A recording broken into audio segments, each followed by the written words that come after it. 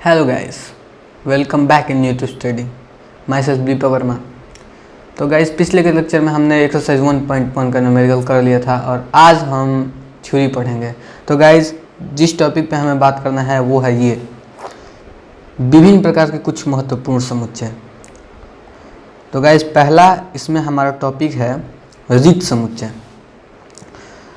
दूसरा है एकल समुच्चय, तीसरा है परिमित समुच्चय, चौथा है अपरिमित समुच्चय, पांचवा है विसंगत अथवा असंयुक्त समुच्चय, छठा है समतुल्य समुच्चय और सातवां है सम समुच्चय।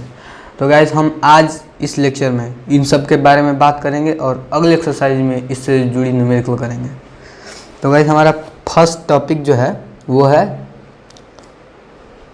रिक्त समुच्चय। मैं हेडिंग लगा दे रहा हूँ।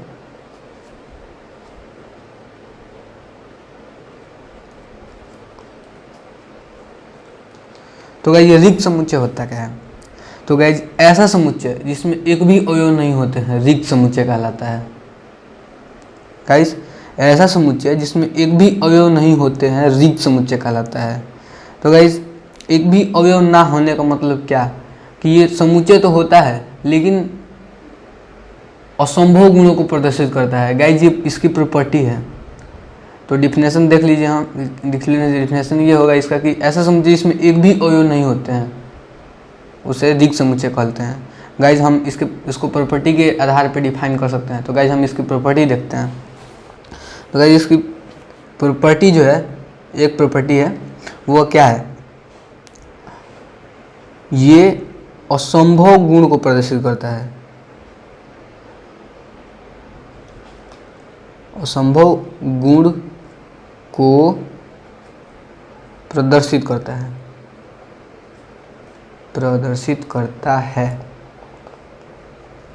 तो गाइस, असंभव गुण का प्रदर्शित होने का मतलब कि ये ऐसी चीज़ों को डिफाइन करेगा जो कभी हो ही ना। तो हम एग्जाम्पल देख लेते हैं, एग्जाम्पल से स्पष्ट होगा ये। 5 से बड़ी परंतु 2 से छोटी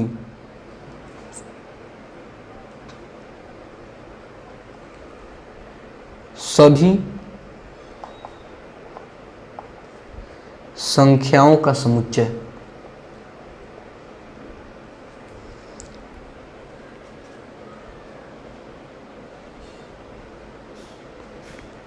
तो गाइस, ये देखिए एग्जाम्पल है 5 से बड़ी परंतु 2 से छोटी सभी संख्याओं का समुच्चय। गाइस, एक ऐसी संख्या बता दीजिए हमें जो 5 से बड़ी है परंतु 2 से छोटी है। ऐसी कोई भी संख्या नहीं है। तो गाइस, ये क्या है? ये असंभव है, इसमें एक भी अवयव नहीं है। तो गाइस, रिक्त समुच्चय का मतलब यही होता है। रिक्त समुच्चय वो समुच्चय होता है जो असंभव गुण को प्रदर्शित करता है, या फिर ये भी कर सकते हैं जिसमें एक भी अवयव नहीं होता है। ठीक है गाइस, क्लियर हो गया? अब देखिए, हम इसको डिनोट करने के तरीके देखते हैं। गाइज, इसको 2 तरीके से डिनोट किया जाता है।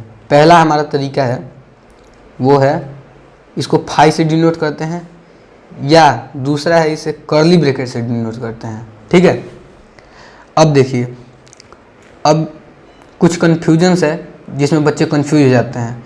अब देखिए गाइज, अगर फाई रहेगा, केवल कोई समुच्चय दे दिया गया हो, ऐसे समुच्चय ए है और इसके सामने अगर फाई लिख दिया गया हो, तो हमें पता लग जाएगा कि हाँ, इसमें एक भी अवयव नहीं है। अगर ऐसे दे दिया, ऐसे देख लीजिए, ऐसे, तो ये गाइस रिक्त समुच्चय नहीं है। ये दूसरा समुच्चय हो गया, ये रिक्त समुच्चय नहीं है। पता है क्यों? क्योंकि इसमें एक अवयव है जो क्या है? फाई है। ठीक है, तो ये रिक्त समुच्चय नहीं है। और दूसरा देख लीजिए, अगर ऐसे भी दे दिया तो ये भी रिक्त समुच्चय नहीं है, क्योंकि इसका एक अवयव 0 है। ठीक है, तो ये हो गया रिक्त समुच्चय हमारा। अब देखिए, हम अगला देखते हैं अपना। अगला है हमारा एकल समुच्चय।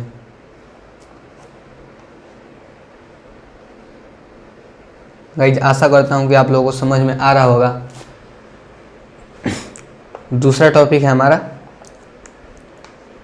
एकल समुच्चय। तो गाइस एकल समुच्चय का मतलब होता क्या है? एकल ये नाम से ही स्पष्ट है कि एकल मीन्स होगा एक, और समुच्चय है तो अवयव जरूर आएगा। तो गाइज इसमें ये होता है कि ऐसा समुच्चय जिसमें एक ही अवयव होता है एकल समुच्चय कहलाता है। ठीक है गाइज, अब देखिए कैसे एक अवयव आएगा। डिफिनेशन देख लीजिए, ऐसा समुच्चय जिसमें एक अवयव होता है। अब देखिए एग्जाम्पल, देखिए एग्जाम्पल है हमारा a equal to x such that x -3 equal to 2।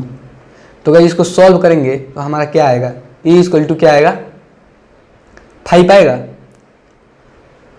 x का मान 5 आएगा ना, तो इसमें एक ही अवयव है ना, तो इसीलिए यह एकल समुच्चय है। तो गाइस डिफिनेशन देख लीजिए एक बार फिर, ऐसा समुच्चय जिसमें एक ही अवयव होता है एकल समुच्चय कहलाता है। ठीक है, अब देखिए हमारा है तीसरा क्या है हमारा, परिमित समुच्चय। ठीक है, परिमित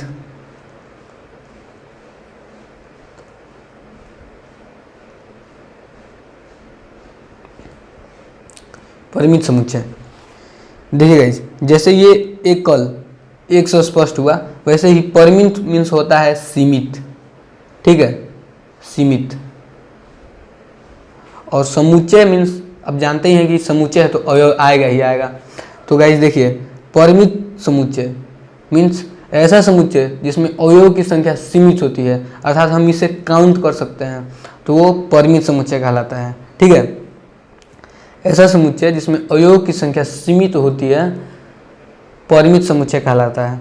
अब देखिए गाइस, सीमित का मतलब, जैसे आप कक्षा 11 में पढ़ रहे होंगे ना, तो आप कक्षा 11 के सभी लड़कों का समुच्चय क्या होगा। आपकी कक्षा 11 में मान लीजिए 100 लड़के होंगे, उसमें से फिक्स होगा कि हाँ 40 लड़के होंगे या फिर 60 लड़के होंगे, 40 लड़कियाँ होंगी। ठीक है, तो ये फिक्स है कि इतना ही होगा, तो ये परिमित समुच्चय है। ठीक है गाइस, एग्जाम्पल में लिख लीजिए, कक्षा 11 के सभी लड़कों का समुच्चय।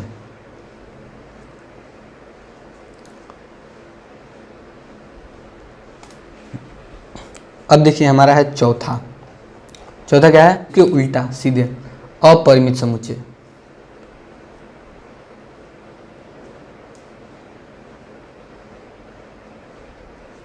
अपरिमित समुच्चय मीन्स, इसका मतलब हो गया सीमित और इसका मतलब हो गया सीमित नहीं, मतलब ऐसा समुच्चय जिसमें अवयव की संख्या सीमित नहीं होती है, वो क्या होता है, अपरिमित समुच्चय कहलाता है।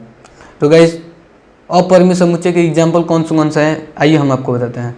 अपरिमित समुच्चय का डिफिनेशन एक बार फिर से देख लीजिए, ऐसा समुच्चय जिसमें अवयव की संख्या सीमित नहीं होती है, अर्थात हम उसे काउंट नहीं कर सकते हैं। सीधे याद रखिएगा ये कि हम काउंट नहीं कर सकते हैं अपरिमित समुच्चय को। तो इसका जो है एग्जाम्पल आएगा, पूरा रियल नंबर आ जाएगा। ठीक है, उसके बाद नेचुरल नंबर भी आ जाएगा। ठीक है, और उसके बाद पूरा इंटीजर भी आ जाएगा। आप इन तीनों को, और भी है ETC आप लिख दीजिए, तो इनको आप कभी काउंट ही नहीं कर सकते हैं, तो इसीलिए क्या है, ये अपरिमित समुच्चय है। अब देखिए गाइस, हमारा पांचवा है वो क्या है, विसंगत अथवा असंयुक्त समुच्चय। लिख लीजिए, विसंगत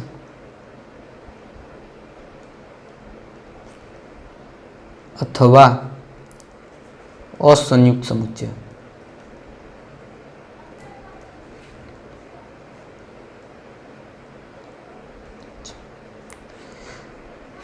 तो इसमें गाइज होती है दो, इसको इधर, ये इधर का है, इसमें दो समुच्चयों की बात होती है गाइज। तो दो या दो से अधिक, दो भी हो सकता है या फिर अधिक भी हो सकता है। दो या दो से अधिक समुच्चयों में से अगर उनमें कोई भी समुच्चय, उनका कोई भी अवयव उभयनिष्ठ ना हो, मीन्स वो विसंगत समुच्चय कहलाता है। तो डिफिनेशन देखिएगा, दो या दो से अधिक ऐसे समुच्चय जिनका एक भी अवयव उभयनिष्ठ नहीं होता है विसंगत अथवा असंयुक्त समुच्चय कहलाता है। ठीक है गाइस, दो या दो से अधिक ऐसे समुच्चय जिनका एक भी अवयव उभयनिष्ठ नहीं होता है विसंगत समुच्चय कहलाता है। एग्जाम्पल देख लीजिए, एग्जाम्पल में जेड प्लस अथवा नहीं तथा जेड माइनस, यहाँ पे दो समुच्चय है ना गाइज, जेड प्लस और जेड माइनस। अगर हम ये बताया जाएगा आपको, इसको इंटरसेक्शन, उभयनिष्ठ को इंटरसेक्शन से डिनोट करते हैं, ठीक है। ये है इंटरसेक्शन का साइन, ये आपको आगे बताया जाएगा। तब के लिए आप इसको इतना याद रख लीजिएगा कि इसको जो उभयनिष्ठ होता है इसे कहते हैं इंटरसेक्शन, इससे डिनोट करते हैं उभयनिष्ठ को, ठीक है। तो इसमें एक भी अवयव उभयनिष्ठ नहीं होगा, क्योंकि ये प्लस वाला है पूर्णांक और ये माइनस वाला पूर्णांक है, तो इसमें एक भी अवयव उभयनिष्ठ नहीं होगा, ठीक है। तो ये भी हमारा हो गया। अब देखिए हम आते हैं अपने छठे पे। छठा है हमारा समतुल्य समुच्चय। समतुल्य समुच्चय का मतलब होता है गाइस, मैं आपको बताऊंगा अभी तुरंत।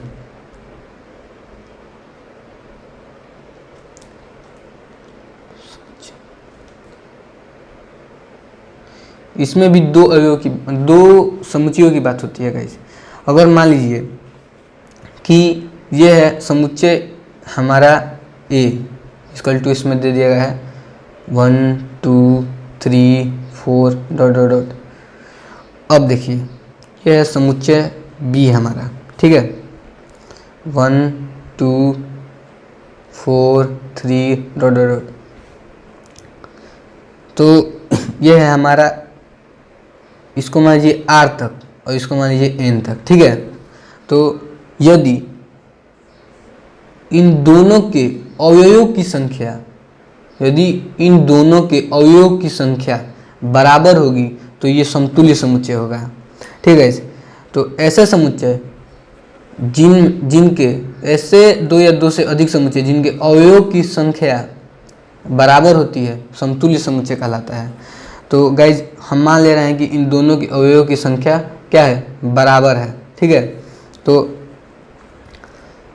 अवयव की संख्या गाइज, हम अवयव की बात नहीं कर रहे हैं, अवयवों की संख्या की बात कर रहे हैं। ये नहीं कि ये आर है ये एन है, दोनों अलग होगा, लेकिन हम अवयव की संख्या की बात कर रहे हैं, ठीक है गाइज। तो ऐसे डिनोट करेंगे, n A number of set A equal to number of set B, ठीक है। यह है हमारा समतुल्य समुच्चय हो गया, ठीक है गाइज। अब देखिए हमारा है 7 नंबर बचा है सम समुच्चय।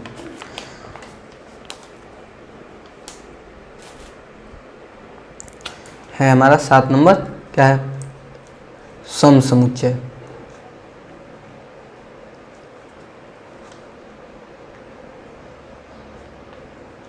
या फिर इसको गाइज हम समान समुच्चय भी कहते हैं, मैं लिख दे रहा हूं, अथवा समान समुच्चय।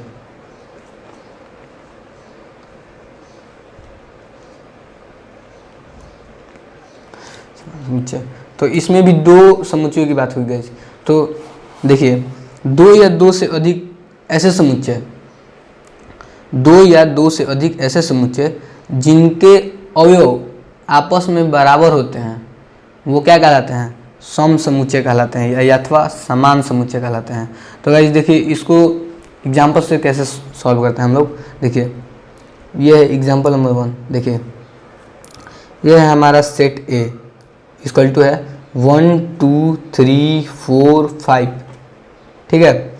अब देखिए example number A equal to ये है। अब देखिए दूसरा बी इक्वल टू है 1 1 2 3 3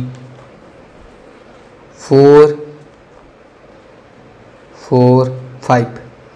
तो गाइस पिछले की वीडियो अगर आपने देखा होगा तो आपको पता होगा कि ये जो समुच्चय बी है इसको हम इस तरीके से लिख सकते हैं। 2 बार रिपीट किया हो तो इसको 1 बार लिखा जाता है। आपने पिछली वीडियो देखी होगी तो आपको कोई आइडिया होगा। 1 2 3 4 5, ठीक है। तो ये देखिए 1 2 3 4 5 1 2 3 4 5। तो इन दोनों का जो अवयव है वो क्या है, समान है, और क्या इनके नंबर भी समान है गाइस। तो ये क्या है, ये सम समुच्चय है, सम समुच्चय भी है और समान समुच्चय भी है, ठीक है गाइस। समझ में आ रहा है, ये सम समुच्चय भी है और समान समुच्चय भी है। तो इसको ऐसे लिख सकते हैं हम A=B एंड और NA=NB। तो ये क्या है, ये दोनों प्रकार का समुच्चय है, सम समुच्चय भी है और क्या है, समतुल्य समुच्चय भी है। ठीक है, तो गाइज आज की क्लास में बस इतना ही। आशा करता हूँ कि आप लोगों को समझ में आया होगा। अगर गाइज समझ में आया हो तो आप एक लाइक और एक शेयर जरूर कर दीजिएगा और चैनल को सब्सक्राइब कर दीजिएगा ऐसे ही वीडियो देखने के लिए। Thank you guys.